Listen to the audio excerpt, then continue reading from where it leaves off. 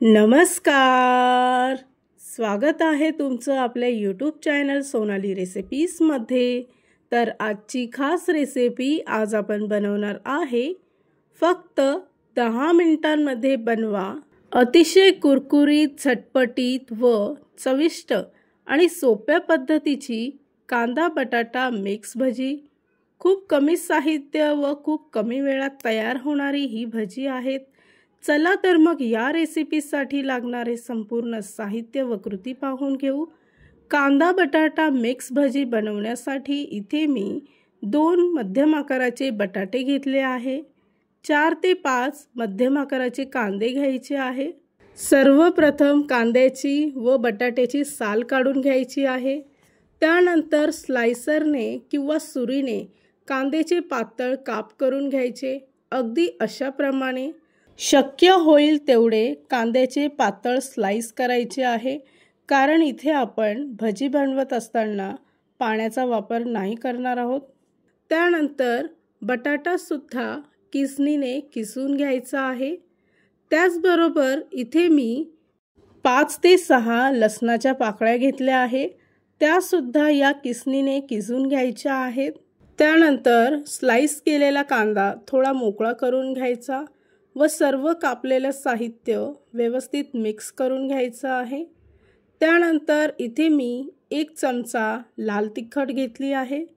अर्धा छोटा चमचा हळद घ्यायची आहे. अर्धा छोटा चमचा ओवा घेतला आहे आणि 1 चमचा मीठ घ्यायचं आहे.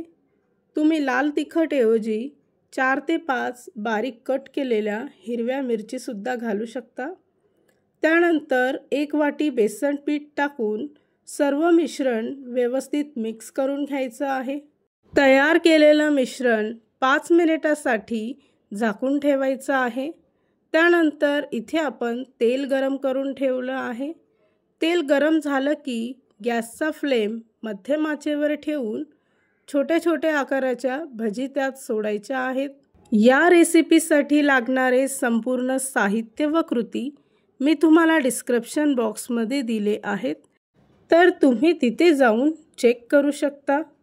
2 ते 3 मिनिटासाठी इथे आपण गोल्डन रंग येईपर्यंत भजी फ्राय करून घ्यायचे आहेत. अतिशय कुरकुरीत अशा भजी फ्राय झाल्या आहेत. तर अशाच प्रमाणे बाकीच्या भजीसुद्धा मी इथे फ्राय करून घेते. या भजींसाठी इथे आपण थेंबभरसुद्धा पाण्याचा वापर नाही केला आहे, म्हणून भजी अतिशय कुरकुरीत तयार होतात. तर तयार झाली आहे आजची खास रेसिपी. अतिशय झटपटीत, अतिशय कुरकुरीत कांदा बटाटा मिक्स भजी. खूप सोपी रेसिपी आहे. ही रेसिपी तुम्ही नक्कीच ट्राय करून बघा. आणि जर का तुम्हाला हा आजचा व्हिडिओ आवडला असेल तर प्लीज लाईक, शेअर आणि कमेंट करा. चॅनलवर नवीन असाल तर सबस्क्राईब करा. सबस्क्राईब केल्यामुळे काय होईल, जेव्हा मी रेसिपीचा नवीन व्हिडिओ अपलोड करेल तर त्याचं नोटिफिकेशन तुमच्या मोबाईलवर येईल. आणि पुन्हा भेटूया आपण अशीच एक नवी रेसिपी घेऊन.